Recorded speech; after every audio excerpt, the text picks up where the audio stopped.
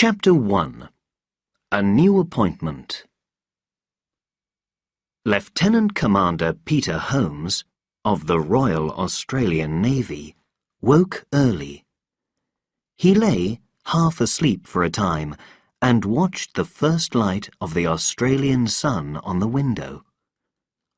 The position of the sun showed that it was nearly 5 o'clock. Very soon the light would wake his baby daughter, Jennifer. There was no need to get up until that happened. He woke happy, and he was not sure why. Then he remembered the date. This was Thursday, the 27th of December. Today, he had to go to the Navy Department in Melbourne. He had to be there at 11 o'clock, and he was hoping to receive a new appointment. If he got it, it would be his first work for 5 months. He hoped that he would be sent to sea again. He liked the sea better than a job on land. He was happy because he would have work to do. He had not had any work since the Navy made him a lieutenant commander. That was in August, and he had almost lost hope of working again. But the Navy office had paid him during these months, and he was grateful for that. His wife, Mary, woke and asked him the time. He kissed her and left the room to make some tea. "It's a beautiful morning again," he said when he came back. "You're going to Melbourne today, aren't you?" she said. "I think I'll stay at home. I can sit under the trees. It's going to be a hot day." "Shall we meet this afternoon at the club? About 4 o'clock? We could have a swim there." They had a small car in the garage. Since the short war had ended, they had never used it. It had been in the garage for a year now. But Peter Holmes was a clever man with his hands. He had built a cart with 2 wheels that he pulled behind the car. Both Mary and he had bicycles. He had fixed metal ties to the bicycles so that either he or she could use their bicycle to pull the cart. It could carry their daughter Jennifer or the shopping. Their main difficulty was the long hill up. "A swim at the club isn't a bad idea," he agreed. "I'll take my bicycle and leave it at the station." "Yes, take your bicycle. What train have you got to catch?" "The 9:05. He drank some tea and looked at his watch. "I'll go and get the milk as soon as I've drunk this." He dressed and went out. They lived on the ground floor of an old house. It stood on the hill above the town. In his share of the building, he had the garage and a good part of the garden. The car in the garage was a Morris. The Morris was his first car, and he had had it when he met Mary. He and Mary were married before the war. After the war started, he sailed away in the warship Anzac. They had expected that it would be a long war, but it did not last long. It quickly spread over the whole of the northern world, and there were a lot of explosions in different places. It died away with the last terrible explosion on the 37th day. At the end of the 3rd month, he had returned to Williamstown, and then to his wife Mary and his Morris car. The car had a little petrol in it. He bought some more and used it. But then Australians began to realize that all their oil came from the north. He pulled the cart onto the grass near the house. He fixed it to his bicycle and rode away. He had to go 6 kilometres to get the milk. There were not many cars in use now in Australia. There was no petrol. So milk was never brought to the houses. He or Mary always went for it and carried it home in the cart. There was not much traffic on the road. He passed something that had once been a car, but now the engine had gone, and the old car was pulled by a horse. He also passed 2 men on horses. He did not want a horse for himself. Horses were sometimes ill, and they cost a lot of money now. Some of them cost £1,000 or more. He reached the farm in half an hour, and found the farmer immediately. "Good morning, Mr. Paul," said the Lieutenant Commander. "How are you today?" "Good," was the reply. The farmer filled his milk can. "How are you today? Is everything all right with you?" "Yes, thanks. I've got to go to Melbourne. I have an appointment at the Navy Department. I think they've got a job for me." "That'll be a good thing," the farmer said. "Yes. If I have to go away to sea, it'll be difficult, but Mary can come for the milk twice a week. She'll bring the money." The farmer said, "You don't have to worry about the money until you come back. I've got more milk than the pigs need, even in this dry weather. I threw some away last night. I should get some more pigs, perhaps, but I'm not sure about the future." He stood in silence for a moment. Then he spoke again. "Won't it be difficult for your wife? What will she do with Jennifer when she comes here?" "She'll bring Jennifer too, perhaps, in the cart." "Not very easy, that." The farmer walked away and looked closely at the cart. "That's a good cart," he said. "I never saw a better one. You made it yourself, didn't you?" "That's right," said Peter. "Where did you get the wheels, if I may ask?" "They came off old bicycles. I got them in Elizabeth Street." "Could you find 2 for me?" "I could try," Peter said. "They're better than the little wheels. They're easier to pull, but there aren't many now." "I was telling my wife about wheels," the farmer said slowly. "If I had a little cart like that, it would be useful.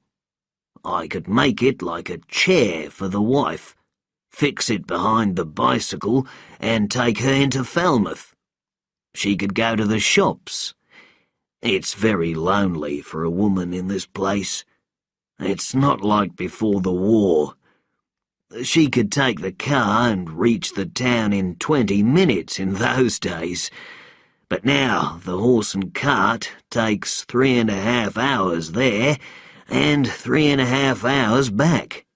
That's 7 hours for travelling alone. That's a very long time. She tried to learn to ride the bicycle, but she'll never do it, not at her age. But if I had a cart, I could take her into Falmouth. We could go twice a week, and we could take the milk to Mrs. Holmes at the same time. I want to do that for her. The radio says that we haven't got long now." "I'll have a look in town," said Peter. "You're able to pay a good price for the wheels?" "Yes, but I want good tyres on them. Good tyres. That's the main thing, like yours. But you'll have to go to a lot of shops." "I'll go by streetcar," said Peter. "Thank God for the coal." "How do they get the coal out? Do they dig it out with machines?" "Yes, and then it's used to make electricity for the streetcars." "Where do they get the oil for the machines?" "They make it from coal. but it costs a lot of money." Peter took the milk cans and put them in the cart. Then he started for home. It was 6:30 when he arrived. He had a bath and put on his uniform. Then he ate his breakfast and rode his bicycle down the hill. Some horses were standing near the station. Cars used to stand there in the old days, but nobody used a car now. The speed of business life was getting slower. He travelled to the city deep in thought. He was thinking about his new appointment, and he looked down at his uniform. The Royal Australian Navy was very small now. It had only 7 small ships, and they burned coal instead of oil. But the aircraft carrier Melbourne had not been changed to coal. If she burned coal, she would not be fast enough, and aircraft would not be able to land safely on her. He began to think again about his new appointment. Perhaps an officer was sick, and someone had to take his place. Or perhaps he was going to get an appointment on land, but he would rather go to sea again. He reached the city in about an hour. He walked out of the station and got on a streetcar. There was not much other traffic, and the streetcar took him quickly to the few shops that were open. He began to look for 2 light wheels in good condition. After he found them, he took a streetcar back to the Navy Department. He put the wheels down in one of the offices and spoke a word or two to a young officer that he knew. The officer left him and went into the Admiral's office. Peter looked anxiously down at his uniform and put his hat under his arm. The young officer soon returned. "The Admiral will see you now, sir," he said. Peter marched into the Admiral's office.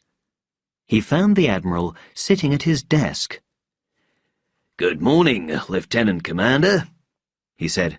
"You may sit down."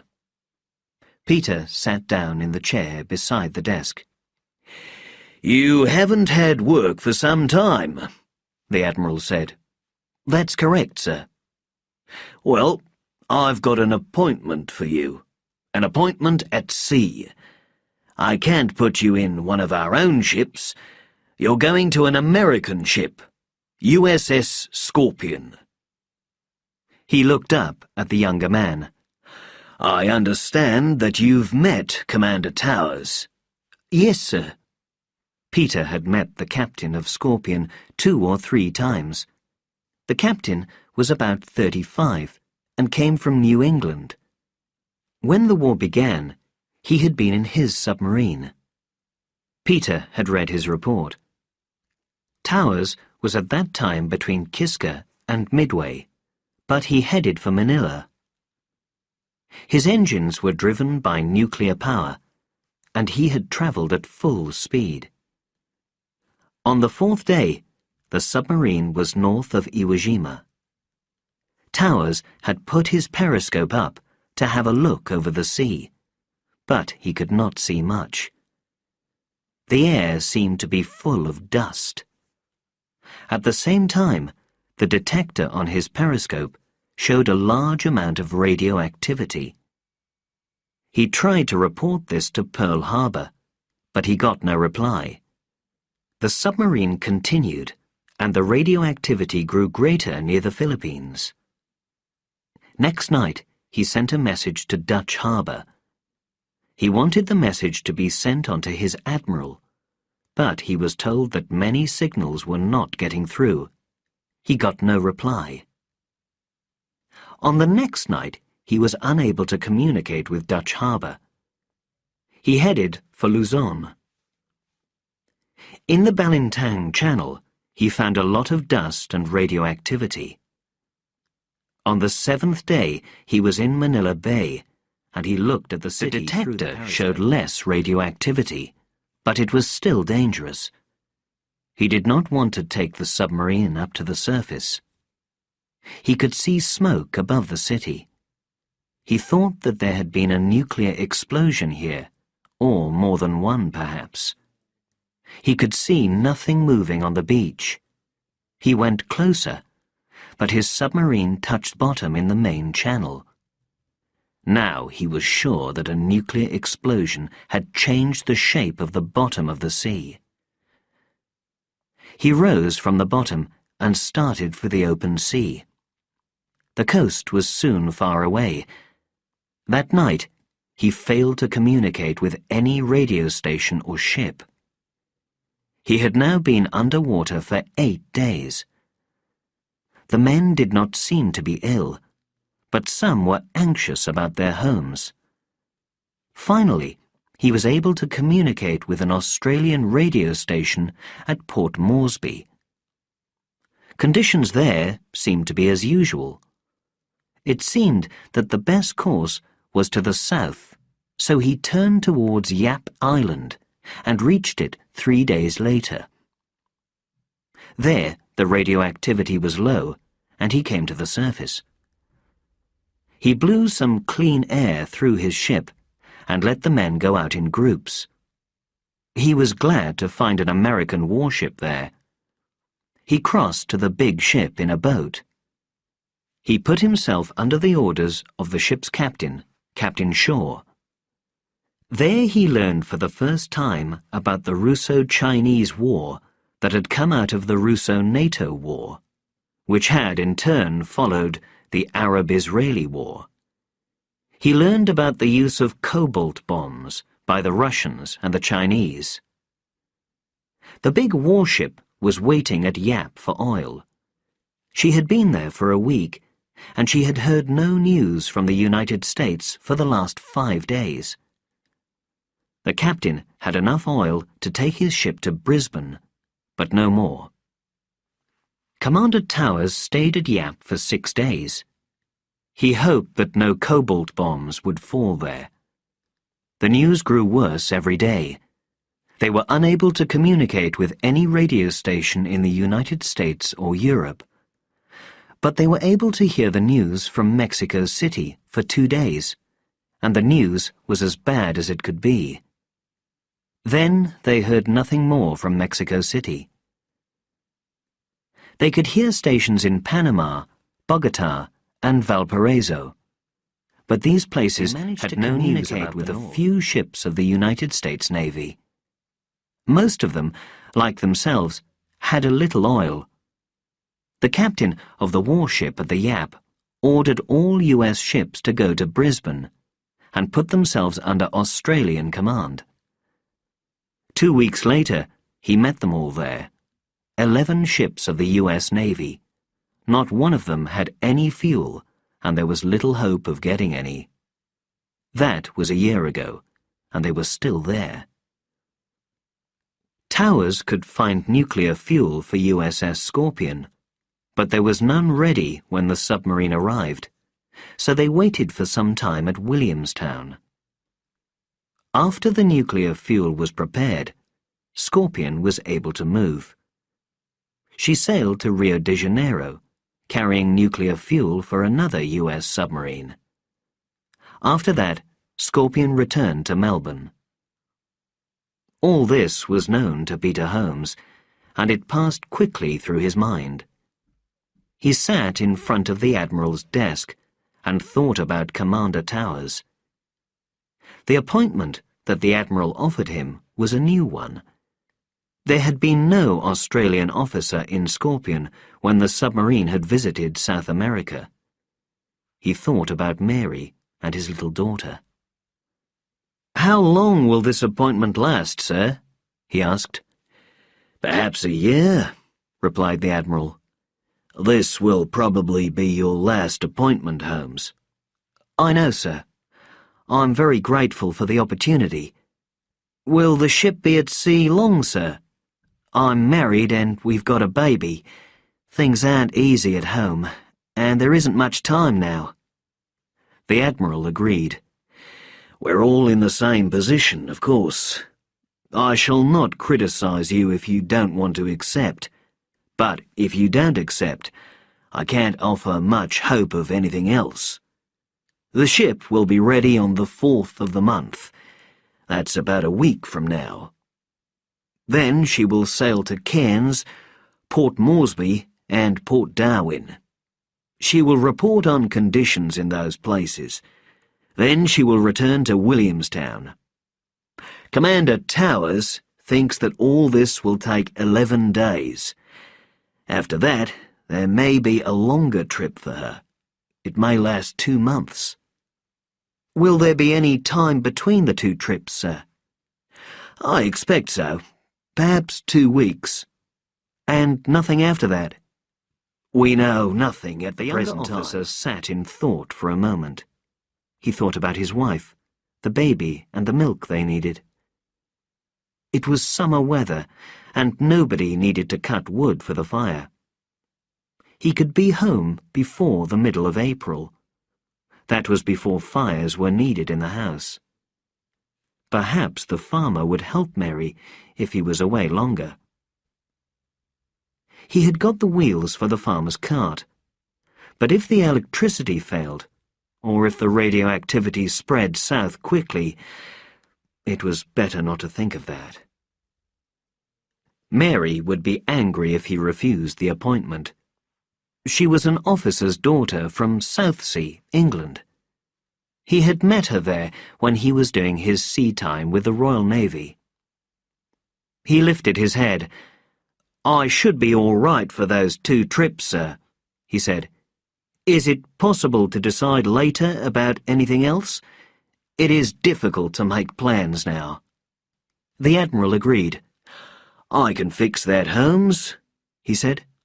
"I'll give you this job for 5 months, until the 31st of May. Report to me again when you get back from the 2nd trip, and we'll discuss the situation." "Very good, sir." "You'll report to Scorpion on Tuesday. That's New Year's Day. Wait outside my office for your letter to the captain. The submarine's at Williamstown with her mothership, Sydney." "I know, sir." The Admiral stood up. "Right, Lieutenant Commander." He held out his hand. "I hope you'll enjoy your appointment." Peter Holmes shook hands. "Thank you, sir," he said. He paused before leaving the room. "Do you know if Commander Towers is on board today?" he asked. "Perhaps I could meet him and see the ship." "I believe he's on board," said the Admiral. "You can telephone to Sydney. An electric car is leaving from the main gate soon. 11:30. He'll be able to catch that." 20 minutes later, Peter Holmes was sitting by the driver of the electric car.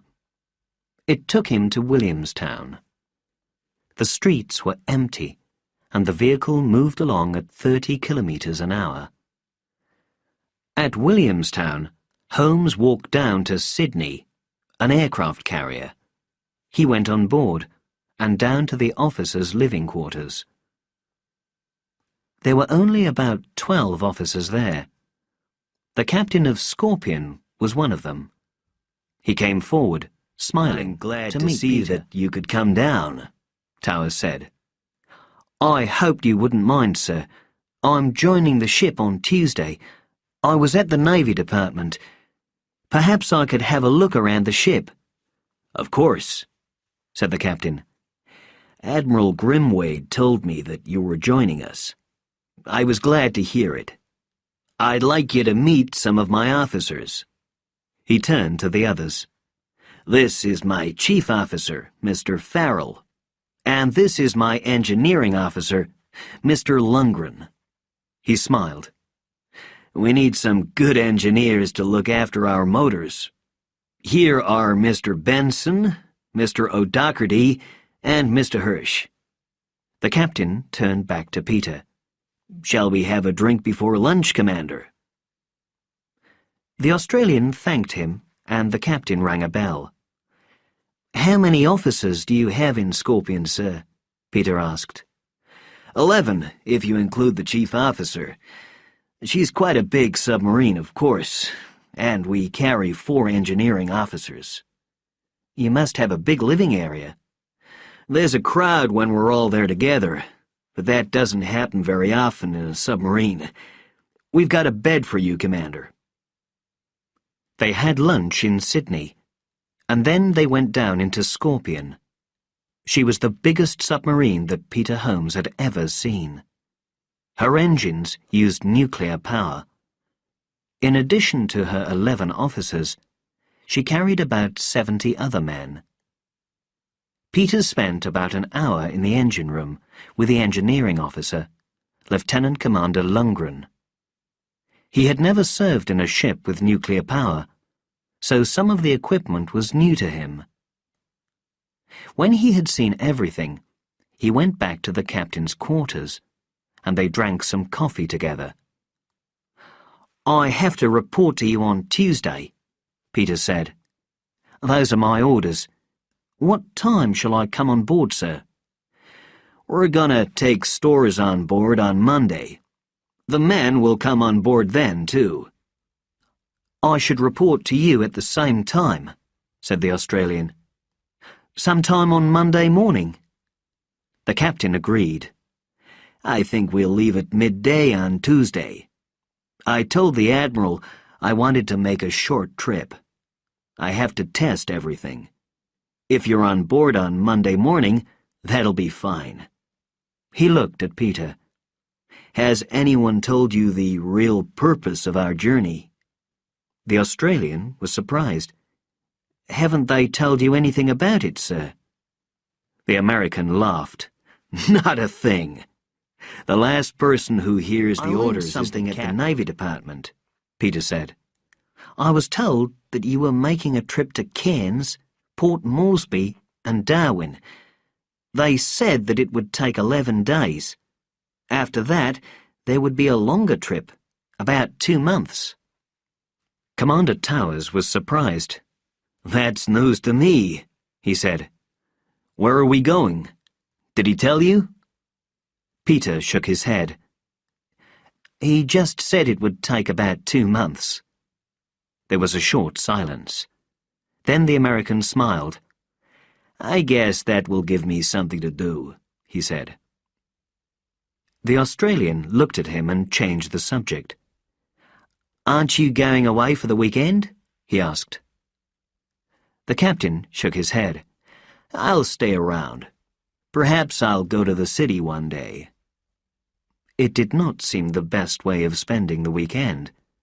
The captain was far from home, and did not know a lot of people in Australia. Peter said suddenly, "Would you like to come to Falmouth for a night or two, sir? We have a room. My wife would like it if you could come." "That's extremely nice of you," the captain said. He drank some more coffee and thought about it.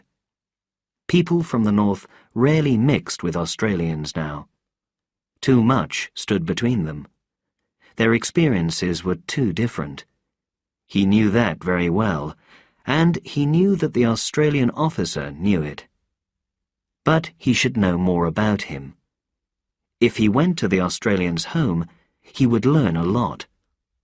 The change would be good for him too, and it would be better than the empty aircraft carrier. "Wouldn't it be difficult for your wife?" he asked. Peter shook his head. "She'd like it," he said. "She doesn't see a lot of new faces." "I certainly would like to come for one night," said the American. "I'll have to stay here tomorrow, but a swim on Saturday would be nice. Shall I come on Saturday on the train? I must be back here on Sunday." "I'll meet you at the station," Peter said. "Can you ride a bicycle?" "Yes, I can." "I'll bring another bicycle with me to the station," Peter said. "We live about 3 kilometres from the station." "That's a good idea," said Commander Towers. His own red car was just a dream now. It was probably still in the garage of his Connecticut home, with all the other things he tried not to think about. He had to live in the new world and forget the old. So now it was bicycles at the station, not a car in the garage, and went to catch the electric car to the Navy Department. He collected his wheels, got on a streetcar, and went to the station. He got back to Falmouth at about 6 o'clock, hung the wheels on the bicycle, and rode heavily up the hill. He reached home about half an hour later. Mary was sitting on the grass and came to meet him. "Oh, Peter, you're so hot," she said. "I see you got the wheels." "Yes, I'm sorry I didn't come to the beach." "I guessed you were busy," she said. "We left the beach and came home at 5:30. What happened about the appointment?" "It's a long story," he answered. "I'll have a bath first and tell you then." "Good or bad?" "Good," he said. "At sea until April. Nothing after that." "Oh, Peter, that's wonderful. Go and have your bath and then tell me about it." A quarter of an hour later, he was telling her. At the end, he asked, "Have you ever met Commander Towers?" She shook her head. "Jane Freeman met him once. She said he was rather nice. Will you like serving under him?" "I think so. He's very clever. It's going to be strange at first in an American ship. But I like him. I've asked him to stay here." She looked at him in surprise. "Oh, Peter, he won't like it. It's always too sad for the people from the north. They come into Australian homes and think of their own." "He'll be all right. He's older than most of them." "How long will he stay?" "Only one night. He has to be back in Scorpion on Sunday." "If it's only one night, it shouldn't be too bad," she said. "We'll have to find him plenty to do. We must keep him busy. What does he like?" "Swimming," he told her.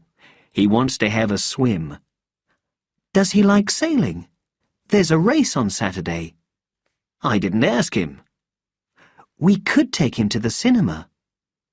"It might be about America," he said. "Pictures of America in the old days." "Oh," she cried, "that would be terrible. Was he married?" "I don't know." She thought for a moment. "I think he was." "Perhaps Moira Davidson would come." "If she isn't drunk," he said. "She drinks too much." "She's not like that all the time," his wife replied. "If she comes, she'll make him laugh." "It's not a bad idea," he said. "I could tell Moira about him. I could explain about the cinema. They don't need to go there." Mary telephoned Moira Davidson that evening. She told her about the American. "Can you come and help us, dear? Keep him busy?" Moira was not sure. "What kind of man is he?" she asked. "Will he start to cry and tell me all about his wife? Will he say I'm just like her? Some of them do that." "I've never met him," said Mary uncertainly. "I'll ask Peter." She soon came back to the telephone. "Peter says the American will beat you. He'll get drunk and hit you until you're black and blue." "That's better," said Miss Davidson. "All right. I'll come over on Saturday morning." On Saturday morning, Peter Holmes rode down to Falmouth. He met Moira Davidson there. She arrived in a small cart with 4 wheels pulled by a horse. She had straight hair and a white face, and was wearing bright red trousers and a bright red shirt. "Morning, Peter," she said. "Where's your friend?" "He'll be on the next train," he said. "What time did you leave home?" She had driven 30 kilometres to Falmouth. 8 o'clock, she said. terrible. Have you had breakfast? Yes, thanks, she answered. They walked to the station. What time did you get to bed? Peter asked. About 2:30. How do you do it? He said. I couldn't do it. I can, she said. I can go on as long as I must. That's not long now, is it? Why should I spend time sleeping? She laughed rather loudly. It doesn't make sense. He did not reply because she was quite right. They waited together until the train came in. They met Commander Towers, who was not in uniform. Peter Holmes introduced him, and the American remembered the bicycle. I haven't ridden a bicycle in years, he said. I'll fall off. We've got something better for you than that, said Peter. Moira has brought her cart, said Moira, but we can do about 12 kilometres an hour on a flat road. They reached the cart and stopped. The American stood back to admire it. Say, he cried, that's quite a cart. I've got my bicycle here, Peter said. I'll ride it up the hill and meet you at the house. Commander Towers climbed into the cart, and Moira got up beside him. I want a drink, she said. Peter's a dear, and Mary too, but they don't drink enough. Towers was very surprised. He had not met a girl like this for a long time. I'll go along with you, he said. I need a drink. Then that makes two of us, she noted. She drove the cart badly. A few cars stood in the street. They had been there for a year because there was no petrol. She stopped at a hotel, and they went in. What can I order for you? Towers asked. Something strong. A large one with a lot of ice. He watched her while she drank. You drink quite a lot, don't you? He said. They tell me so. What's your name? Dwight, he told her. Dwight Lionel. Dwight Lionel Towers, she repeated. I'm Moira Davidson. You're the captain of the submarine, aren't you? That's right. She finished her drink, and he bought her another. How do you spend your time? She asked. Fishing, generally, he said. He remembered a holiday long ago with his wife, but he put the thought away. One must forget the past. I swim, too.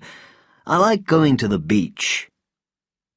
There's a sailing race this afternoon, she said. We can sail Peter's boat. Do you like sailing? I'll say I do, he replied. But come along. The Holmeses will be waiting. They went to the cart and got in. The horse ran off as soon as they were in it.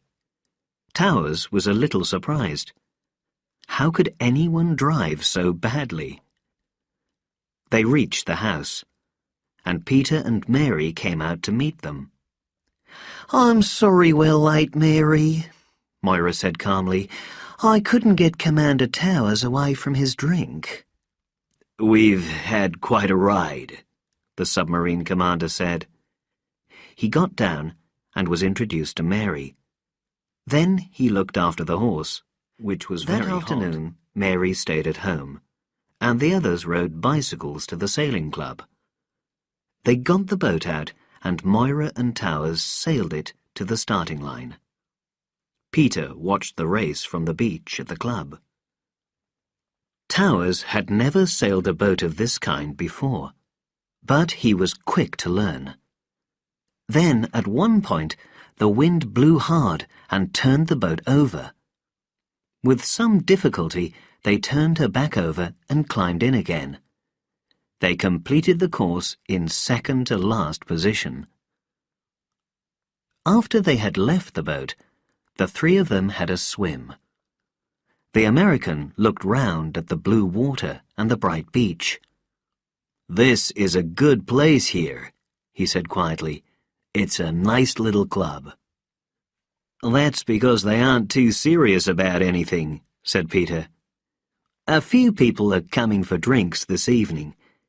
We can have some dinner at the hotel first. That'll help Mary. Perhaps we should dress now."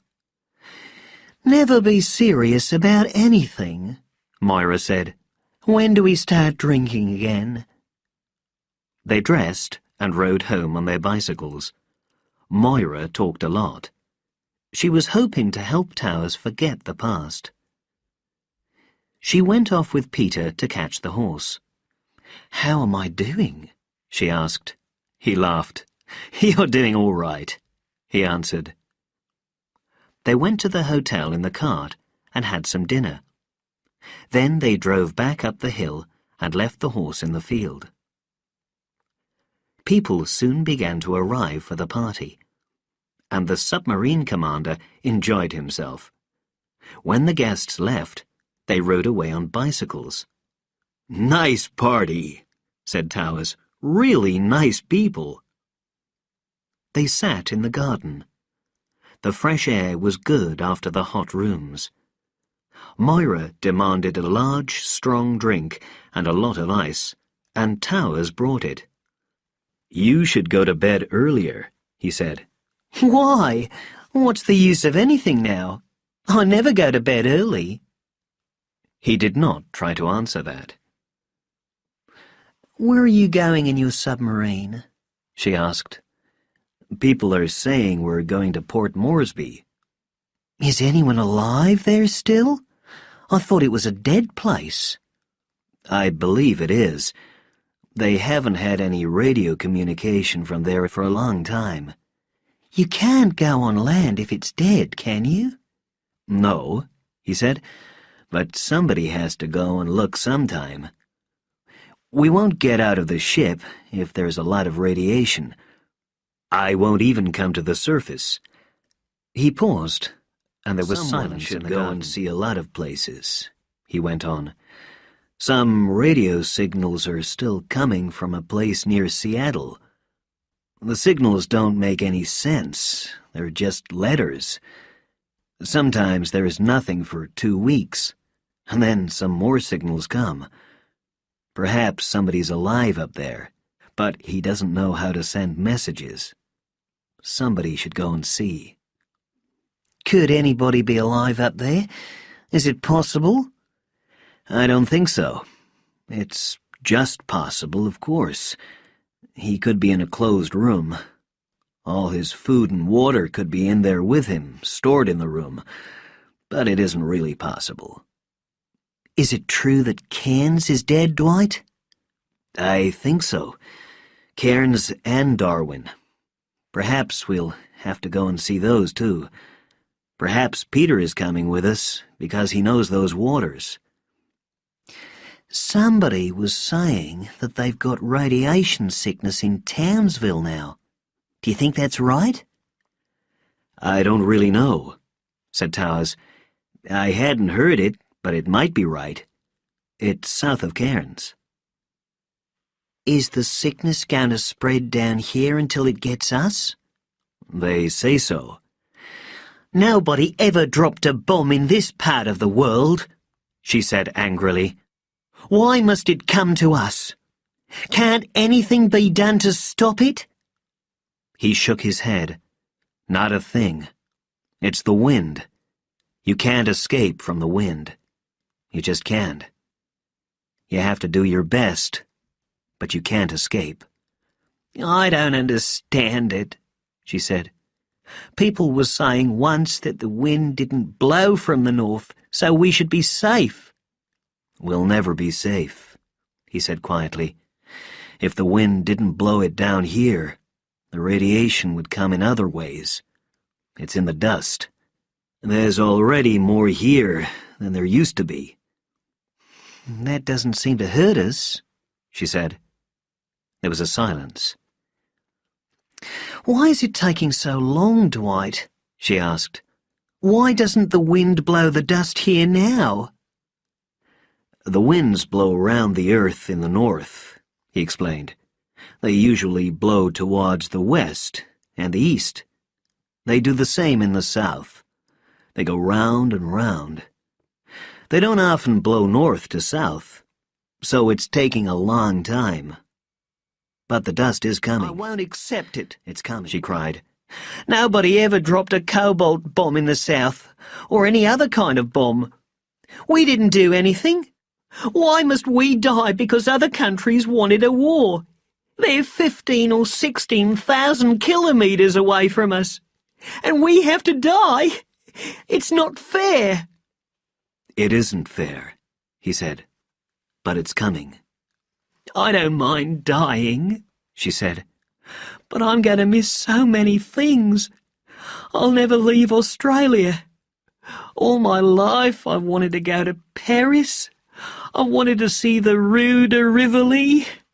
But now there isn't any Paris, or London, or New York. He smiled at her gently. Paris may still be there. I don't know if Paris got a cobalt bomb or not. Perhaps the sun's shining down on it now. I like to think of it like that. But people don't live there now. That's all. I don't want to see a city of dead people, she said. Get me another drink, Dwight. I won't. You should be in bed. Then I'll get it myself. She marched angrily into the house, and soon came out with a drink. I was going home in March, she cried, to London. I've planned it for years. I was going to spend 6 months in England and in Europe. Then I was coming back through America. But I can't go now. It's not fair.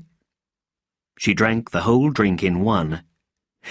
Perhaps it'll kill me, she said. She could not stand up very well. She laughed. It's really funny, she cried.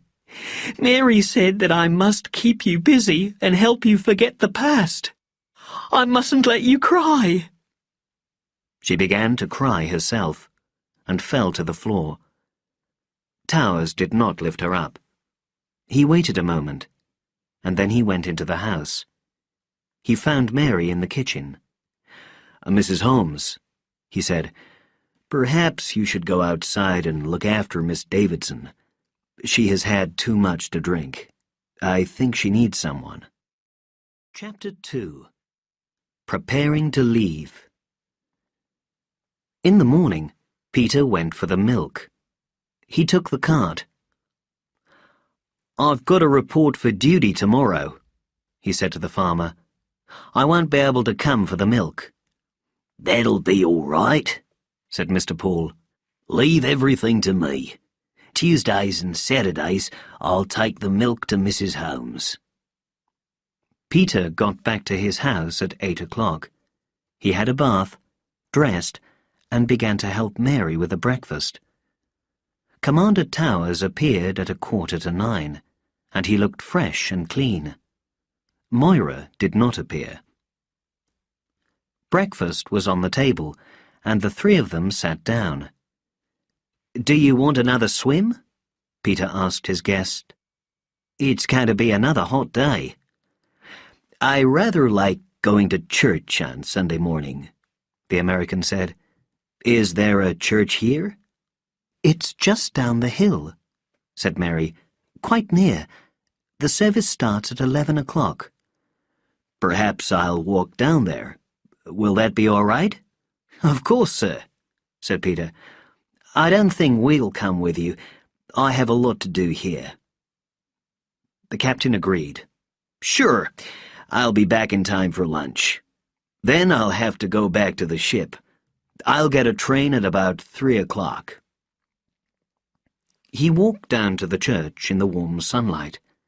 He was early, but he went in. The little church was like the church at Mystic, his hometown. He sat down and thought about his family.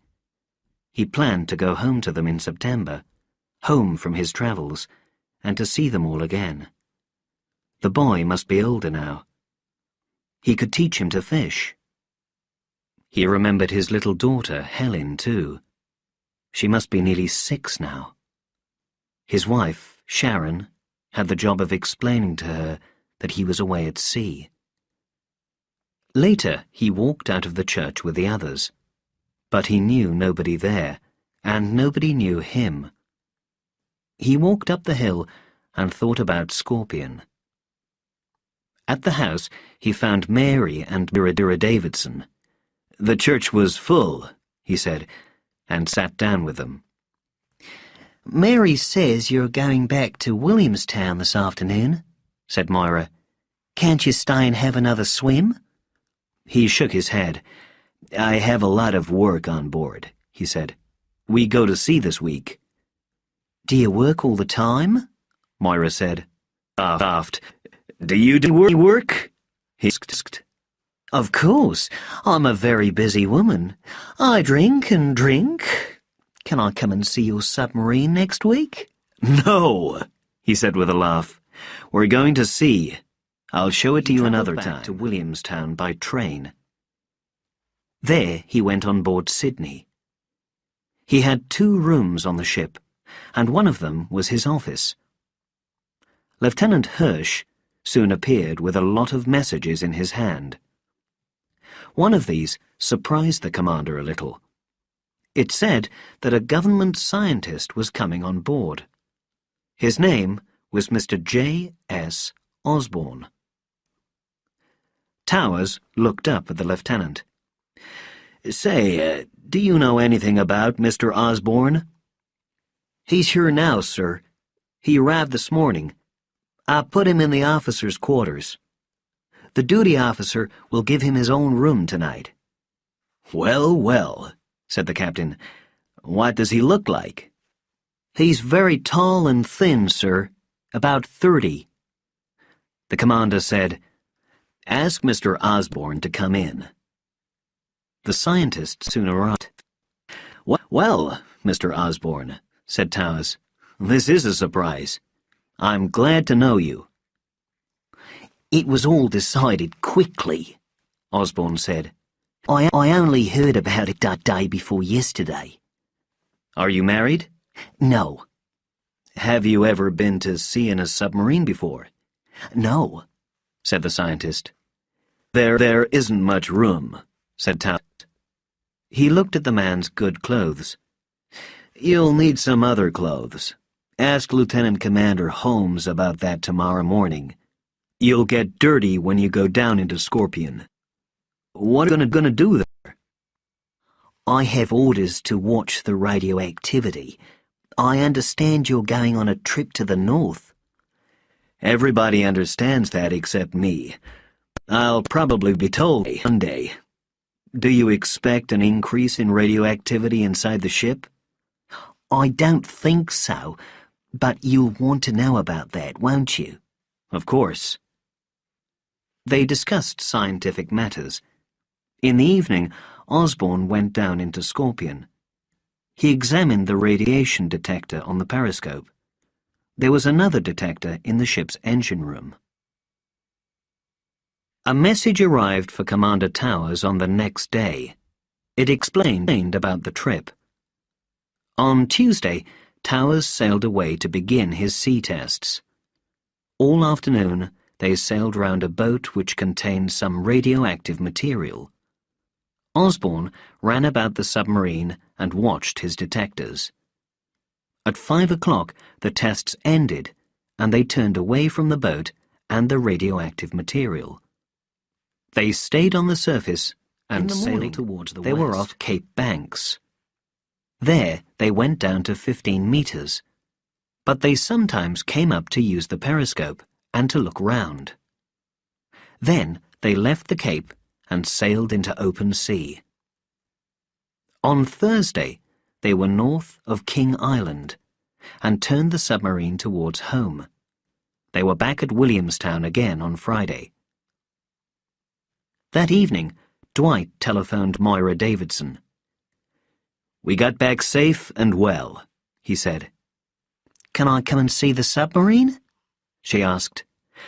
I'll be glad to show it to you. Tomorrow's the best day. She was glad. Shall I come to Williamstown Station? she asked. That's the best way. I'll meet you there. Good. Meet the first train after 11:30. She arrived on the next day in a white dress.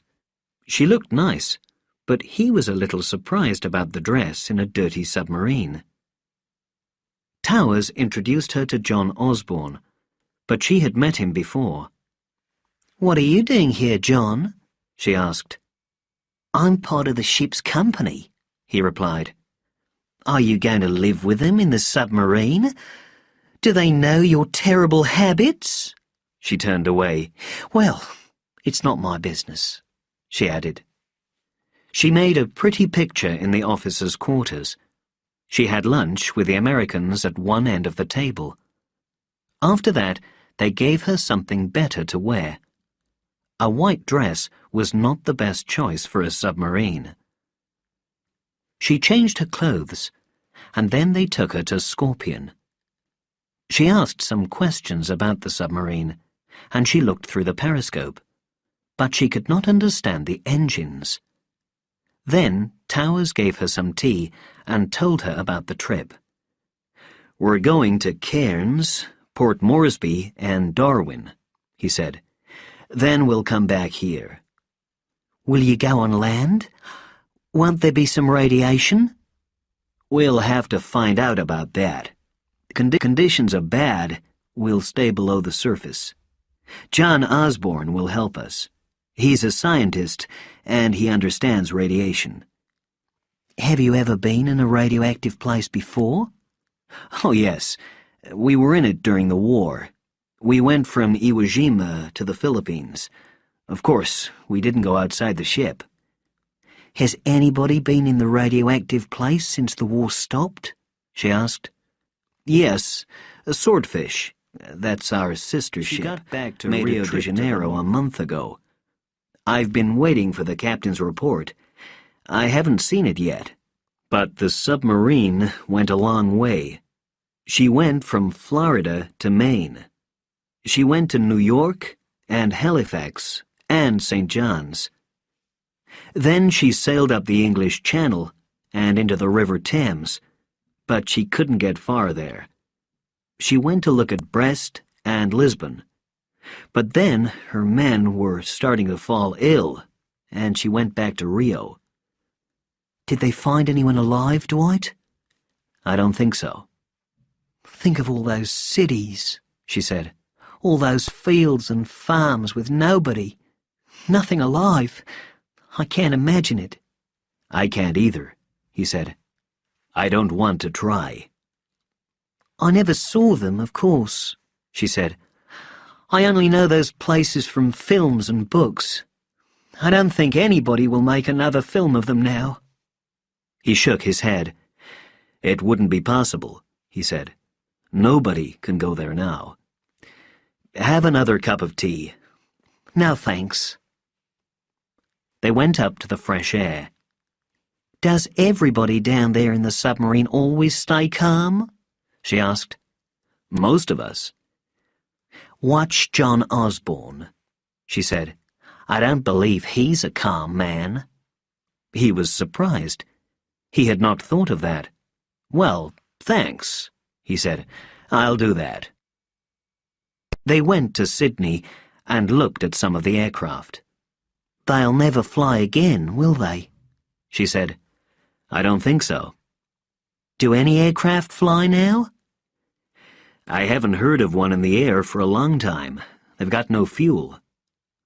She walked quietly to her room and changed into her white dress again. She felt better then. She hated these ships. She wanted dancing and music. She wanted to get out of these metal walls. She must get out quickly. This was no place for her. He met her in the officers' quarters. You look beautiful, he said. I don't feel beautiful, she replied. Take me to that hotel and give me a drink. After that, we'll dance. Anything you say. He left her with John Osborne while he took off his uniform. She went up into the fresh air with Osborne. At first, They lost their way in the great ship, but then they reached the sunlight and the blue sea. "I'm glad to be out of that," she said. "Are you having for a fun?" moment. "Yes, I think I am. It's going to be rather interesting." Looking at dead people through a periscope? I can think of funnier sorts of fun. "The radioactivity may be less now," the scientist said. "I don't think we'll discover anything good, but we have to find out." Is that fun? "Yes, it is. You won't face things, that's your trouble. You've got to face the facts of life." All right, she agreed angrily. I'll face them next September. That's the date that you scientists have given us. "Don't be too sure about September," he said. "It may come earlier or later than that." Don't you know? She asked. Commander Towers appeared and walked towards them. "I couldn't find you," he said. "Be careful, sir," said Osborne. "She's very angry." Take me away, Dwight, she said. Towers took her to a hotel, and they had a few drinks. Then they went into the city. The streetcars were the only traffic in the streets. Some people were dancing in a hotel, and an Italian was playing for them. A drunk fell down near them. "It isn't as bad as before," she told him. "It was worse just after the war. It's Saturday today, of course. It's very quiet on an ordinary night." They had a meal and talked a lot. She told him about her life. She did not work now. "People don't want office girls now," she said. "There's less business in the city, and a lot of offices have closed." "Isn't there work of any kind?" he asked. "None that I can do." He tried to let her enjoy the evening. He talked about things that she understood. After dinner, they danced, and then he paid the bill. The city was quieter now, but some men were drunk in the streets and could not walk straight. At the station, she thanked him for a nice evening. "When do you go north?" she asked. "I don't know, not yet. A message came in just before we left. I have to report to the Navy Department on Monday. Lieutenant Commander Holmes is coming too. Perhaps we'll leave on Monday afternoon." "Come and find me when you get back." "I will. Perhaps we could go sailing." He stood and watched her go. She was soon lost in the crowd. She was rather like his wife, Sharon. Or perhaps he was forgetting his wife now. He turned away and went to catch his train to Williamstown. On Monday morning, he went to the Navy Department. Peter Holmes went with him. They waited to see Admiral Sir David Hartman. A short time later, they were invited into his office. The Admiral got up to meet them. "Good morning," he said. "The Prime Minister wants to see you before you go. We'll go to his office in a minute, but before we do that, I want to give you this. It's the report of the captain of Swordfish about his trip. He went from Rio de Janeiro to the North Atlantic." The American took the report and looked at it closely. "He found a lot of radioactivity," the Admiral said. "It was greater in the north than in the south. He went down near Parniba and stayed under the water for the whole trip. He came to the surface again near Cape Sao Roku." "How long was he below the surface, sir?" 32 days. Well, take it away and look at it. It gives news of conditions in the north. If you want to communicate with him, he's at Montevideo now." "Are things getting dangerous in Rio, sir?" "Yes, a bit." They left the Navy Department and got into an electric car. It took them silently through the empty streets. Soon they were sitting with the Prime Minister, Mr. Donald Ritchie. he said, "I wanted to see you, Commander Towers, to tell you something about your trip. You are going to Cairns, Port Moresby, and Darwin. You will report on conditions in those places. Look for any signs of life, people or animals, and birds if you can." "That's going to be difficult, sir," Dwight said. "Yes, I understand you're taking a scientist with you." "Yes, sir, Mr. Osborne." The Prime Minister passed a hand across his face. "Well, I don't expect you to put yourselves in danger. In fact, you must not do that. We want you back here with your ship. We want your men here in good health. Your scientist will guide you. We want all the news that you can get. If the radiation is weak, you should land. You should go into the towns. But I don't think the radiation will allow that." "I shall have to go below the surface south of Townsville," said the American. The Prime Minister said heavily, "Yes, there are still some people alive in Townsville. You can only go there if the Navy Department decides that you can." He lifted his head and looked at the American. "That may seem hard to you, Commander, but you can't help them, so don't give them hope by showing your ship. We know something about conditions in Townsville. We are still in communication with them." "I understand that, sir." "That brings me to the last order," the Prime Minister said.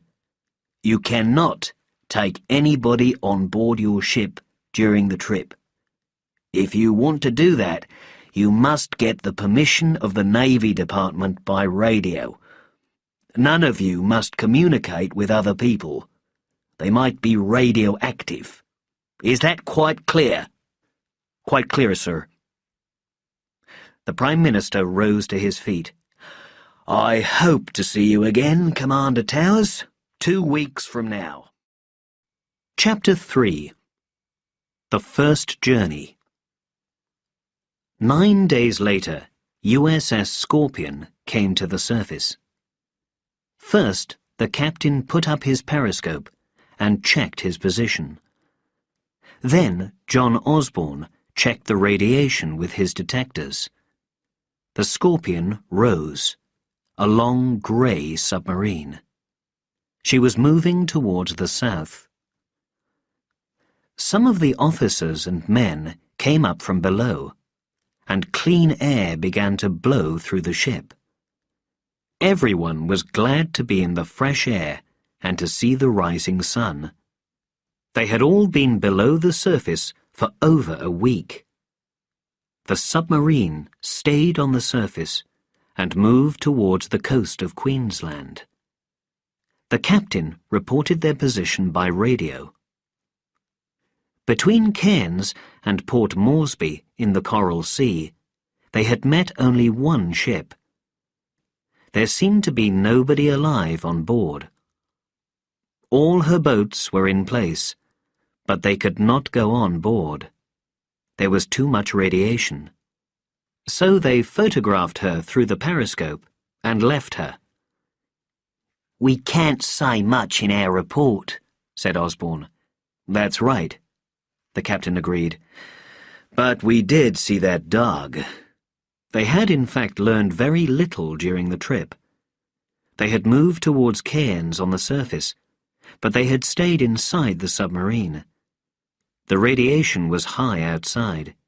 They moved with great care. They even spent one night without moving at all. It might be dangerous to move in the dark. When they sailed in towards the land, the town looked normal. The sun was shining on the beach and on the mountains behind. Through the periscope, they could see streets and shops. They saw beautiful trees and houses and a hospital. Some cars stood in the streets, and 1 or 2 flags were flying. They went up the river, but they saw little. There were a few boats, but no big ships. They could not see far because the top of the periscope was low in the water. It seemed like Sunday on land. A large black dog appeared and noticed the periscope. They had stayed in the river for 2 hours. They called through a loud hailer, but nobody replied. The whole town was silent. Round and went out a little way. They could see the Strand Hotel and some of the shops again. They stayed there for a time, still calling, but they got no answer. They moved out to sea again. The captain did not want to be near the land when night came. They had learned nothing there except some facts about the radioactivity. Cairns looked exactly as it had looked before. The sun shone in the streets, and the trees were bright on the distant hills. It was a nice place, but nobody lived there now. The only thing alive seemed to be a dog. Port Moresby had been the same. From the sea, they could see nothing wrong with the town. Through the periscope, they saw a ship. She had a ladder up the side. 2 more ships lay on the beach. Perhaps a storm had put them there. The captain called through the loud hailer, and they stayed there for some hours. There was no reply. 2 days later, they reached Port Darwin. They lay in the port below the town. They could not see much from there, only the roof of Government House and part of the Darwin Hotel. They moved around and called through the loud hailer. They examined some boats through the periscope, but they could learn nothing. "People are all in bed," said John Osborne. "If a man's ill, he goes to bed. Animals go into a quiet corner to die, too." "That's enough about that," said the captain. "It's true," the scientist replied. "Right, it's true. Now we won't talk about it any more." They left Port Darwin, as they had left Cairns and Port Moresby. They went back to the south and down the coast of Queensland, moving below the surface. They were getting tired now. They talked little until they came up to the surface 3 days after they left Darwin. They all felt better after breathing some fresh air. "Our trip is like the experience of Swordfish, of course," Dwight said. "She saw nothing in the States or in Europe." Peter took the report of Swordfish from the top of a cupboard. He had read it a number of times, and he knew it well. He turned the pages. "It's true," he said. "There's nothing here about anywhere on land, and they couldn't either," the captain said. "Nobody will ever know much about radioactive places. And that's true of the whole of the northern part of the world." "We can't see them, and it's a good thing," said Peter. "I think that's right," said the captain. "There are some terrible things in the world now. Nobody should want to see them." "I was thinking about that last night," John Osborne said. "Have you ever thought that nobody will ever see Cairns again? Or Moresby? Or Darwin?" "Nobody could see more than we've seen," the captain agreed.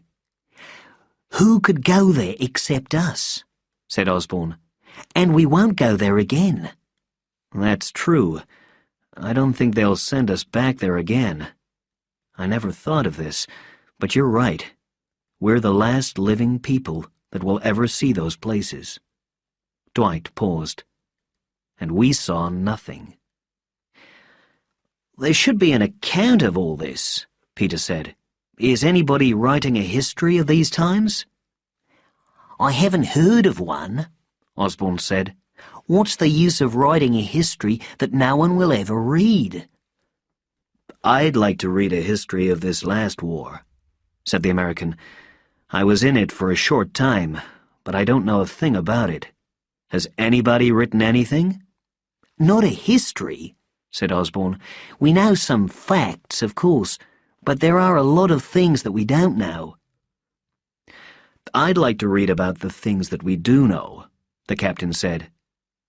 What kind of things, sir? Well, how many bombs were dropped? Nuclear bombs, I mean. They think about 4,700, said Osborne, but perhaps there were more than that. How many of these were the big bombs? Most of them, I think. All of the bombs dropped in the Russo-Chinese War were the big kind. Most of them contained cobalt. Why did they use cobalt? Peter asked. I don't know, the scientist replied. Probably to get more radioactivity. I can't tell you more than that. I think I can tell you, said the American. I learned about this kind of war at Yerba Buena, San Francisco. Some commanding officers went there a month before the war, and we were told about these things. The officers there expected a war between Russia and China. They told us what might happen. What did they tell you? Asked John Osborne quietly. The captain considered for a minute. It was about Then he said, ports. Ports with warm water. No ice in the winter. Russia hasn't got a port which doesn't freeze in the winter. There is Odessa, of course, but that's on the Black Sea. If a ship wants to leave Odessa and reach the oceans, she has to go past the Bosphorus and Gibraltar. In times of war, Russian ships can't pass there. Murmansk and Vladivostok can stay open, of course. They can break the ice. They have ships for that. But those ports are a very long way from any other place. I mean, a Russian place which produces anything. They said at Yerba Buena that Russia really wanted Shanghai. Is that convenient for their Siberian factories? The scientist asked. Yes, the captain answered. During the Second World War, they moved a lot of their factories to the east, as far as Lake Baikal. They built new towns and everything else. Well, it's a long, long way from those places to Odessa. Shanghai is only about half the distance. He paused. There was another thing that they told us. He went on. China had more people than Russia, a lot more. It had more and more factories. Russia had millions and millions of square kilometers of empty land, so she was afraid of an attack by China. She wanted fewer Chinese near her borders, and she wanted Shanghai. So the result was nuclear war. But if she used cobalt, said Peter, she couldn't follow and take Shanghai. Think of the radiation there. That's true. But nobody could live in North China for a number of years. She could drop the bombs in the right places. Then the radioactivity would cover all China to the sea. If there was any more, it would go across the Pacific Ocean. If any of it reached the States, Russia's eyes wouldn't fill with tears. Certainly, she couldn't follow the bombs and take Shanghai for a number of years, but she would get it in the end. Peter turned to the scientist. How long would it be before people could work in Shanghai? After a cobalt bomb, I couldn't guess. It depends on a lot of things. More than 5 years, I think. Less than 20, but you just can't say. Dwight agreed. The Russians would get there first. They would arrive before the Chinese or anyone think of all else. This? John Osborne asked. Oh, they had a very different idea. They didn't especially want to kill Russians. They wanted to change them. They wanted Russians to grow things and do nothing else. Then they wouldn't want Shanghai or any other port. They aimed to cover Russian factories with radiation, so the Russians couldn't use the machines for 10 years or more. The Chinese planned a small amount of radiation. It would not go far around the world. They didn't try to hit a city. They just wanted to drop a cobalt bomb 16 kilometers to the west of it and let the wind do the rest. He paused. When all the Russian factories were dead, he went on, the Chinese could walk in at any time. They could keep away from radioactive places. Then later, they could enter the towns. The machines would be old and useless, Peter said. Yes, but the war would be easy. Do you think that actually happened? John Osborne asked. I don't know, said the American. Perhaps nobody knows. They sat in silence for a few minutes. Was this after the Russians bombed Washington and London? Peter said. The Russians never bombed Washington, Dwight said. The aircraft were Russian, but the men were Egyptians. They came from Cairo. Are you sure that's true? It's true enough. They shot down the one that landed at Puerto Rico. It was on its way home. They only knew that it was Egyptian after the bombing of Leningrad and Odessa and the Russian nuclear centers. Do you mean that we bombed Russia by mistake? It was a terrible thought. That's right, Peter, said Osborne. It's an official secret, but it's true. First was the bomb on Naples.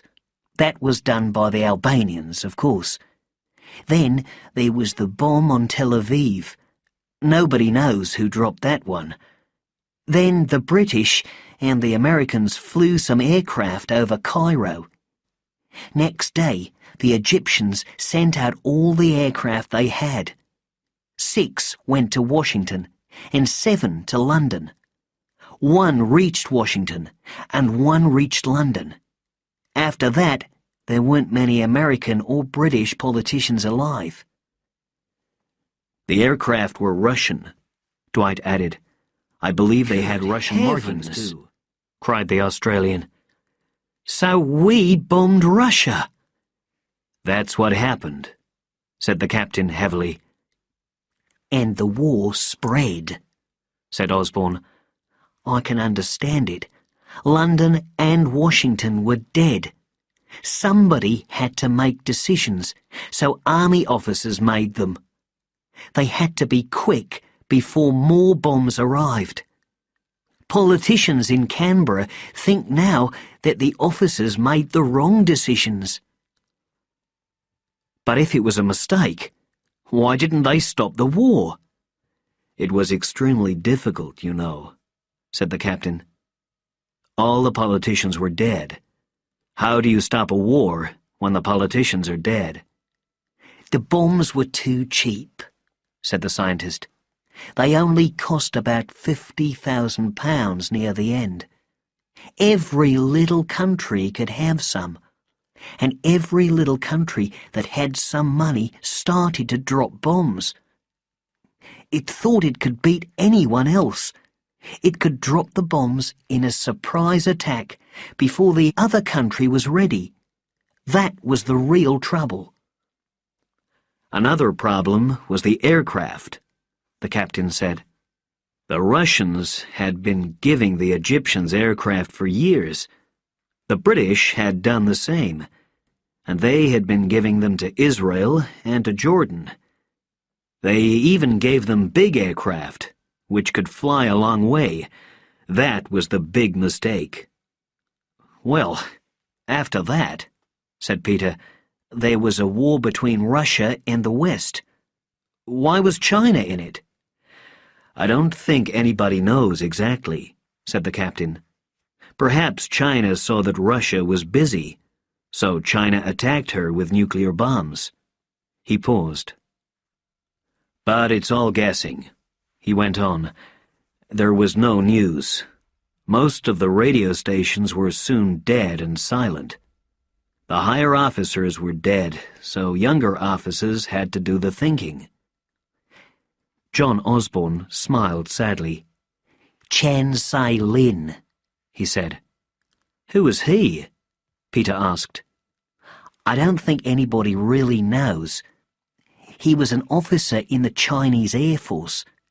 Near the end, he seems to have been in command. The Prime Minister was communicating with him and trying to stop it all. And there was another man in Russia. Nobody important. But I don't think the Prime Minister ever reached the Russians. The war only stopped when all the bombs had gone and all the aircraft What were would useless. I do in those conditions? Said the American. I just don't know. I couldn't stop fighting if I had some bombs. If Russia was hitting the States, could I just stop? They didn't know either, said the scientist. Too bad, but it's not the Russians' fault. The big countries didn't start this thing. The small countries are responsible for the death of the world. Peter Holmes smiled sadly. It's hard on the rest of us. You've got 6 months more, said John Osborne. Be glad about that. You've always known that you're going to die. Now you know the date, that's all. Do everything that you want to do before the end.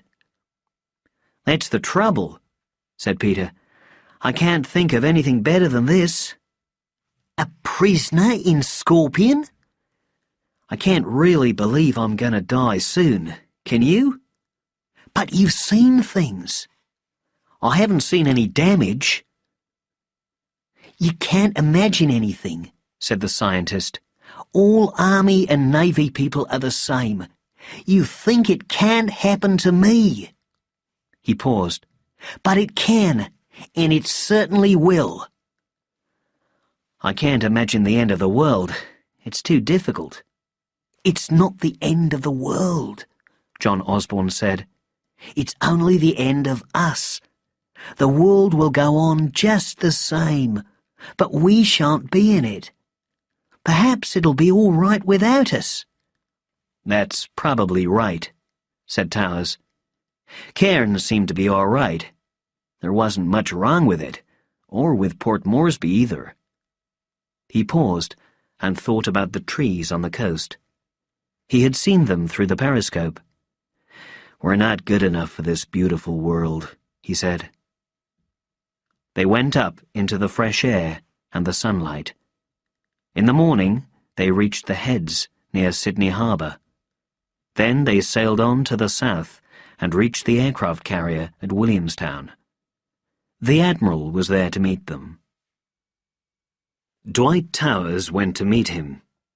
"Well, Commander," said the Admiral, "what kind of trip did you have?" "We had no problems, sir. We followed our orders, but the results are not very interesting." "You didn't learn very much." "We got plenty of facts about the radiation, sir. We couldn't go up to the surface in the north." "Did you have any sickness?" "No radiation sickness went below." Dwight showed the Admiral some notes for his report. "I'll send it to you when it's ready, sir," he said. "But in fact, we found out very little." "No signs of life in any of those places?" "Nothing at all. Of course, you can't see much from a low periscope. We saw very little of Cairns and Port Moresby, and we couldn't see Darwin at all. We could only see the front of it. We didn't see anything wrong there." The Admiral turned over the pages of the notes.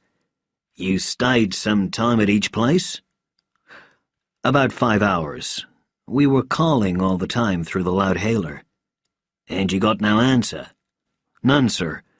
We thought we heard something at first, but it was only the wind." "Birds?" "None at all. We saw a dog at Cairns." The Admiral stayed 20 minutes. Then he said, "Well, get this report ready as soon as you can. Send a copy direct to me. It's rather a pity, but you did all that anybody could have done." The American said, "I was reading that report from Swordfish, sir. There isn't much news about things on land. They didn't see more than we did. But I would like to suggest something, sir." "What's that, Commander?" "The radiation isn't very strong in most of those places, sir. The scientist tells me that a man could work in them. He can wear special clothes to keep the radiation out, and he'll be safe. We can put him on land in any of those places." "Won't his clothes be radioactive when he comes back?" said the Admiral. "How can we make them safe? That's a problem, but perhaps we can solve it. I'll suggest it to the Prime Minister. Of course, he may not want anybody to go on land, but it's an idea." He turned towards the ladder. "You can have 10 days, he said. "After that, I'm not sure. I'll send you a message this afternoon." Peter Holmes rang Mary after lunch. "We're safely back again," he said. "I'll come home sometime tonight, dear. I have to send off a report first. I'll take it to the Navy Department on my way. Don't meet me. I'll walk up from the station." "I'm glad to hear from you again," she said. "Have you had much to eat recently?" "No, I'll cook some eggs when I get home. There's another thing. One of the men was ill on board. Nothing serious, but anyone who comes near me may catch it. I must keep away from Jennifer." And Mary telephoned Moira. "Did they find anybody alive?"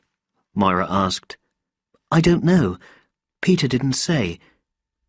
Do you want to see Commander Towers again?" "Oh, he isn't important to me. He's a married man." "He can't be married now," said Mary. Later in the day, Peter arrived home. Mary talked to him about Towers and told him that Moira was still thinking of him. Peter had to go to the Navy Department the next day. On his way there, he met John Osborne, who suggested lunch. "Come along to my club," Osborne said. They met Sir Douglas Froude at the club. He was Osborne's great-uncle and had commanded the army in the old days. They sat down with him and they all had drinks. Sir Douglas was trying to drink a lot before he died. "It's useless to leave all that good alcohol," he said. "We'll soon be dead. So I take a bottle home 3 days a week.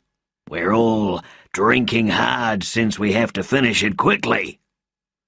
Moira telephoned Peter Holmes just as he was leaving the club. "Will you ask Commander Towers to your place?" she said. Peter was not sure about it. "He may give Jennifer the illness that one of the men on board caught," he said. "And what would Mary say then?" "I'll tell her Jennifer caught it from you. Will you ask him?" "All right, but he won't come." "He will." He came. Moira met him at Falmouth Station, as before, and they drove together to a hotel. "Did you find out a lot?" she asked. "Nothing at all," said Dwight. "Nothing about birds, nothing about fish, and not much about anything else." "Did you catch any fish?" "You can't catch fish when you're in a submarine," he said. "There's nobody alive up there, is there?" she said. He shook his head. "I don't think so," he said. "I can't be sure because we didn't go on land. You could send a man if he had the right clothes. He could wear protective clothes and be safe from the radiation. But there is a problem when he comes back to the ship. His protective clothes may be radioactive themselves." "Will you go again?" she asked. "Yes, I will. We've had no orders, but I think they'll send us to the States." She was surprised. "Can you go there?" she said. "Yes," he answered. "It's a long way. If we go, we'll have to spend a long time underwater. That's hard on the men. But it's possible. Swordfish did it, and we could do it too." He told her about the journey of the swordfish. "But you can't see much through a periscope," he said. "It's too low in the water. The captain of Swordfish didn't really learn much. You can see bomb damage in a port, but you can't see radiation. We called through the loud hailer, but nobody appeared, so we're fairly sure Someone was that saying they that were all Mackay's dead," dead now. she said. Do you think it's true? I think it is, he replied. The dust's coming south all the time. The scientists said it would do that. How long will it be before it's here? September, perhaps. Perhaps a bit before that. She stood up. I want to go somewhere, she said. I must do something. Shall we dance? We could sail a boat, he said. They found a boat and joined in one of the races. Then they had a swim. While they were doing this, Peter and Mary prepared a meal. After the meal, Moira said, Dwight, tell me about the journey of Swordfish. Did you say she went to the United States? That's right. She went to a lot of places near the sea. But they were all ports, Delaware Bay, Hudson River, and places like that. They also went to look at New York. That was dangerous. Why? Mines. Our own mines. Every big port and every river mouth was protected by mines. It was the same on the West Coast, too. They took a chance and went in. But they found out nothing new. The shape of the land was changed a bit. The whole place was radioactive, and there was nobody alive. Did they go anywhere else? Yes, to New London in Connecticut. It was their home port. Most of them had lived there or near there, like me. Did you live there? She asked. Yes, I did. Was it like all the other places? It seemed so, he replied sadly. They didn't say much in the report, but the radioactivity was bad. Most of the offices and men must have been near their homes. They couldn't do anything, of course. They just stayed there for a time and then went away. I'm surprised they went in there, she said. They went because they knew about those mines. They were able to stay away from them. I've got a home about 24 kilometers away. It's in a little place called West Mystic. She understood his thoughts. His wife and children were real to him still. He thought about them as they used to be. He did not think of them as dead. What's young Dwight going to be when he grows up? She asked. She knew that it was a dangerous question. Oh, he said, he'll go into the Navy like me. It's a good life for a boy. I don't know a better life. I think he wants to do that too. Does he like the sea? Yes, he does. We live right near the beach. He's on or in the water most of the summer. I'll get him a boat when I go home next September. Suddenly, he turned to her. You think I'm weak in the head, don't you? But I can't think in any other way. She stood up. I don't think you're weak in the head, she said. They walked in silence to the beach. Chapter 4. Dreams and Reality.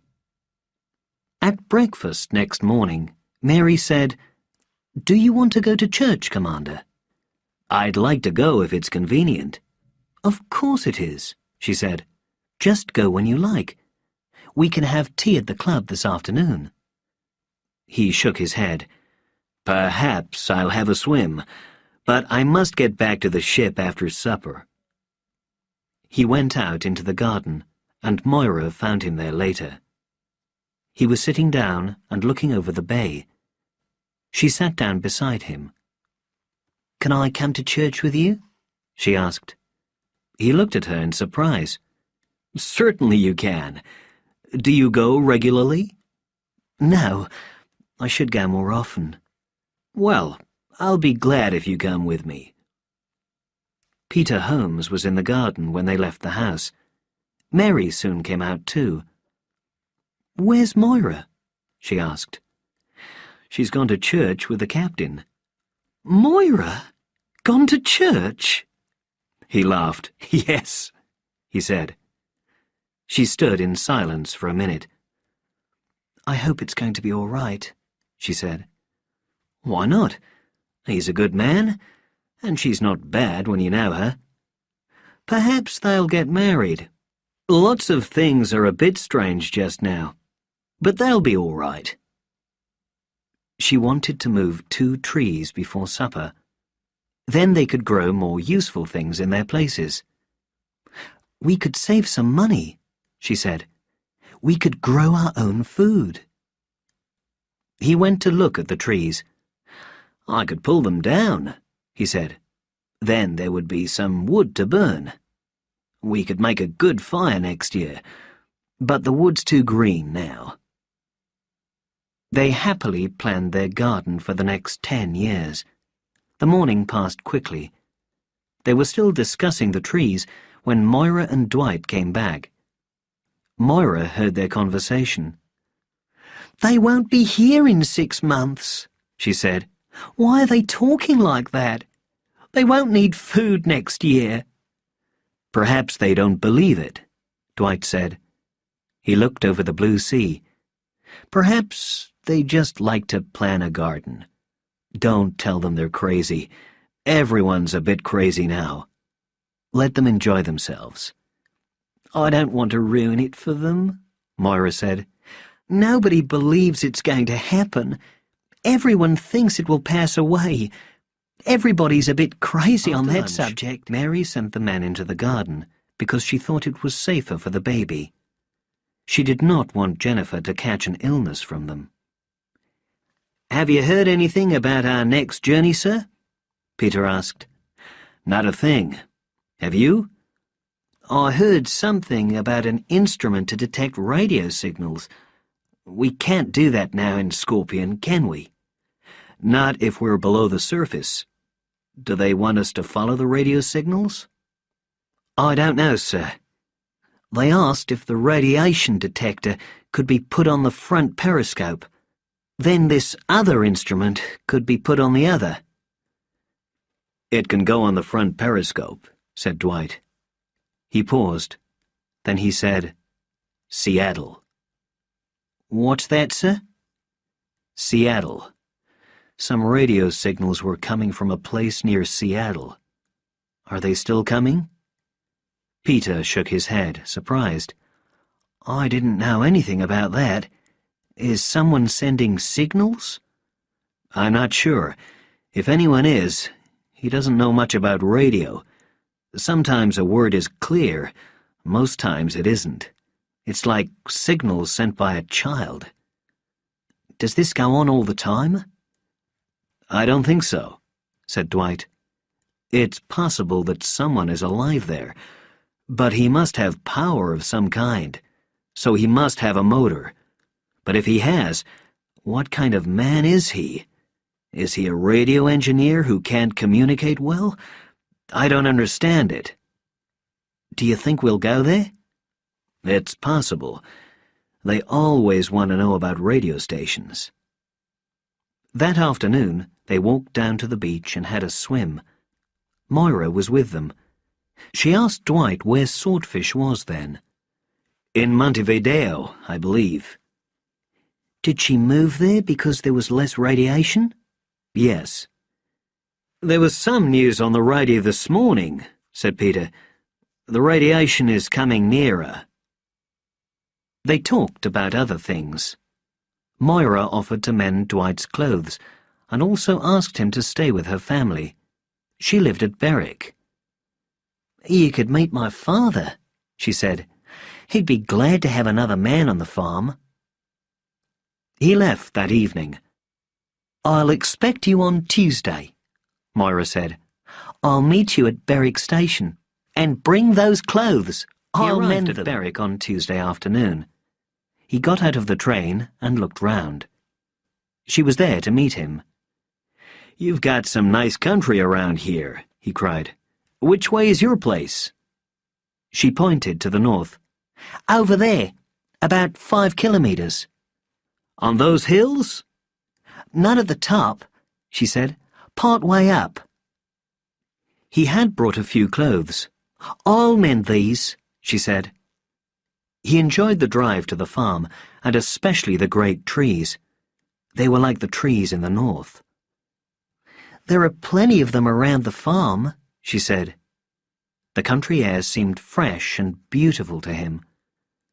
They got down and walked up the hill. He carried his coat, and at one place he stopped. "It's beautiful here," he said. "Is it as beautiful as places in America or England?" she asked. "Well," he said, "I don't know England very well. I'm told that parts of it are very beautiful. There are beautiful places in the States, too, but I don't know any place like this." "I'm glad," she said, "but I've never seen the States or England." They reached a gate and came to a low house. It was quite large, and it was painted white. Her father came out to meet them, and she introduced him. In the evening, they sat in the warm sun. Dwight again talked about the beauty of the place. "It's not as beautiful as England," said Mrs. Davidson. "Were you born in England?" the American asked. "Me? No, I was born in Australia. My grandfather came to Sydney in the very early days. Then we took some land in the Riverina. Some of the family are still there. I've only been home once. We went to England and Europe in 1948. That was just after the Second World War. We thought England was quite beautiful. It's probably changed a lot now." She went away with Moira to make the tea. Dwight stayed with the farmer. The farmer said, "Moira was telling me about your journey to the north." The captain looked at her. "We didn't find out much." "So she said." "You can't see much through a periscope," Dwight said. "There's no bomb damage, or very little. It all looks the same as before, but people don't live there now." "It was very radioactive, wasn't it?" Dwight agreed. "It's worse in the north. At Cairns, when we were there, it might be possible for a person to live for a few days. But at Port Darwin, "When were you at nobody Cairns?" could live so long. About 2 weeks ago." "It'll be worse now, won't it?" "Yes, it gets worse as time goes on. In the end, it'll be the same everywhere." "They're still saying that it'll reach here in September." "Yes." "They were saying on the radio that it's reached Rockhampton." "I heard that too. And Alice Springs," the captain agreed. "It's useless to worry about it," the farmer said. "Have a drink." "Not now, thanks." "It comes to us last of all," said the farmer. "Yes, it seems so. Cape Town will be dead before Sydney. About the same time as Montevideo. Nothing will be left in Africa or South America. Melbourne's a big city, and it's far to the south. So we'll be nearly the last people alive." He paused for a moment in thought. New Zealand may last a bit longer, or most of it, and Tasmania may do the same. 2 or 3 weeks longer, perhaps. I don't know if there's anybody in Antarctica. If there are people there, they might live for a time. "But Melbourne's the last big city," said the farmer. "It seems so." They sat in silence for a short time. "What will you do?" the farmer asked then. "Will you move your ship?" "I haven't decided that," the captain answered slowly. "Perhaps I won't have to decide it. Captain Shaw in Brisbane may do that. I don't think he'll move his ship. She can't move. Perhaps he'll send me orders. I don't know." "Do you want to move?" "I don't know. It wouldn't be any better if we moved. Nearly half of my men are friendly with girls in Melbourne. Some of them are married. I might move to Hobart, but I can't take the girls. And they can't get there any other way. It's not kind to the men if I take them away. Perhaps they wouldn't come if I gave the orders." He smiled. It's useless to give orders which people pay no attention to. Could you take your ship to sea without them? Yes, for a short trip. Hobart would be a short trip. It takes 6 or 7 hours. We could take her there with 12 men or even less. We wouldn't go below the surface if we only had a few men. And we couldn't travel far. And we couldn't do anything if we got there. We couldn't do anything if we got to New Zealand either. Silence for a moment. One thing has surprised me, the farmer said. Very few people have come here from the north. They don't seem to want to escape. There have been some, of course, but not a lot. That's because of the radio, said Dwight. The Prime Minister has been open about everything. There isn't much point in leaving home and coming here. If they came here, they would have to live in their cars. The same thing would happen again a short time later. Then they would die. I believe nobody thinks it will happen, said the farmer. It may happen to other people, but not to them. But then they start to feel ill, and after that they want to stay at home. It's easier. You don't get better after it starts, do you? I'm not sure. You can get better if you escape from the radioactivity. People say so, but I don't know myself. You have to go to hospital, of course. They've got some people from the north in the Melbourne hospitals now. I didn't know that, the farmer said. No, they don't tell us that on the radio. What's the use? These people will only get ill again in September. Will you yourself go away from here, to Tasmania, perhaps? Me? Answered the farmer. Leave this place? No, I won't go. When it comes, I'll die here in this chair with a drink in my hand, or I'll die in my own bed. 2 days of holiday followed for Dwight Towers. He was busy on the farm during the day, and he learned a lot about Australian farms. The change did him good. "I'll have to go back to the ship this afternoon," he said one day, and asked the times of the trains. They gave him his clothes after lunch. They were now mended, and he was very grateful. Then he was on the train. He reached the aircraft carrier at about 6 o'clock. He found some papers on his desk, and one of them was an order from the Navy Department. It was about the west coast of the United States. He had to report at the Navy Department, and he had to take Peter Holmes with him. He picked up the telephone and rang Peter. "Can you come with me to the Navy Department?" he asked. "I have to go there. Can you come tomorrow? I hate asking you to come back, but this is important." "That's all right, sir. I was only going to cut down a tree. I'll be on board tomorrow." He was in the aircraft carrier at 9:30. He sat down with Commander Towers in his office and read the order. "You expected this, didn't you, sir?" Peter said. "Yes," the captain agreed. He turned to some papers on a table. "This is all we know about mines," he said. "They say that the radio station is near Seattle. They want us to examine it. Well, we have a plan of the mines there, so we should be safe enough. We're also all right for Pearl Harbor. We have a plan of those. But they don't ask us to go there. These other places, we know nothing about the mines there." "I think the Admiral knows that," said Peter. "We know nothing about Dutch Harbor," said the captain. "Is there any ice up there?" "Yes. We'll have to take care in those places." "How will we go?"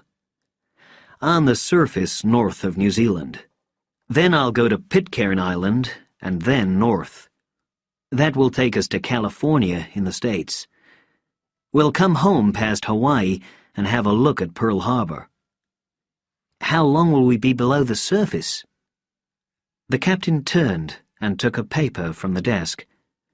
"I was trying to find out last night. I don't think we'll stay long anywhere. We'll be under the water for 19,000 kilometers. That's about 600 hours. That's 25 days. Add 2 days for visits to places. That's 27 days. That's a long time underwater, said Peter Holmes. Swordfish was longer underwater. She went for 32 days. The thing is to take it easy and relax. Holmes pointed to the map. There are a lot of islands south of Hawaii. We'll have to take care when we pass those. We'll be below the surface, and we'll have to find our way through them. And that comes at the end of the trip. We'll be tired. I know it. The captain looked again at the map. We can reach Fiji from the north. They worked on the orders for an hour. Then the Australian said, "This is going to be a long journey. We'll be able to tell our grandchildren about it." The captain looked at him quickly and then smiled.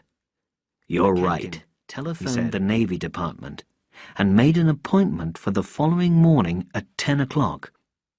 After that, Peter Holmes left and took the next train to Falmouth. He got there before lunch and rode his bicycle up the hill. He was hot when he reached home, so he had a bath and then a meal.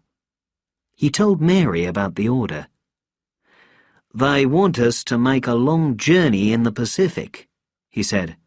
"We'll go to Panama, San Diego, San Francisco, Seattle, Dutch Harbor, and then home. We may call at Hawaii, too." She was not certain where some of these places were. "That's a terribly long way, isn't it?" she said. "It is. I don't think we'll do it all. Dwight doesn't want to go to Panama. He doesn't know anything about the mines there. If we don't go there, the trip will be shorter. But it'll be a long trip." "How long will it take?" she asked. "About 2 months. We can't take a direct course. Dwight doesn't want to be too long underwater. We'll be below the surface for 27 days. That's nearly a month without fresh air." "When will you start?" "I don't know. Perhaps in the middle of next month." They spent the afternoon in their garden. Peter started to cut down a tree. Mary brought the baby out and put her down, but she refused to stay in one place. "We'll have to get a pushchair for Jennifer," she said. "That'll keep her in one place." He agreed. "I'm going into town tomorrow," he said. "We're going to the Navy Department. I'll go to Myers after that. They may still have some pushchairs there." "I hope they have some. What shall we do if they haven't any?" "We could tie her to something." "We couldn't, Peter," she cried. "You're heartless." Peter met his captain the next morning in the Navy Department. They went to see the Admiral, who asked Dwight for his ideas about the orders. "Mine, sir," said Dwight. "Some of these places are certainly protected by mines." "Yes, they are," the Admiral agreed. "We know about the mines in Pearl Harbor and near Seattle. We know nothing about the other places for some time." "I should tell you about the radiation," said the Admiral. "Some scientists think it won't last long. They think it's growing less. There was a lot of rain and snow in the north during last winter. The radioactive dust may be going into the sea now, but there's less in the air. Jorgensen believes this very strongly, but other scientists don't agree with him. So we want a clearer idea about what's going on." "I understand that, sir. It's very important." "If Jorgensen's right," the Admiral said, "there will probably be less radioactivity in the north, and even less in the far north. So we want you to go a long way north, to Kodiak and to Dutch Harbour. If there isn't much radioactivity, perhaps you'll be able to leave the ship. Perhaps you'll go outside, but don't go on land. Stay out at sea. An aircraft was sent out a short time ago. Did you hear about that? No, sir. Well, they sent out an aircraft with plenty of fuel. It flew from Perth to the north. It reached the China Sea somewhere south of Shanghai. That's not far enough to please the scientists, but it was as far as the machine could go. The level of radioactivity was still increasing, but it was increasing more slowly towards the north.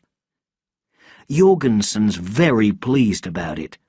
He says that further north than that,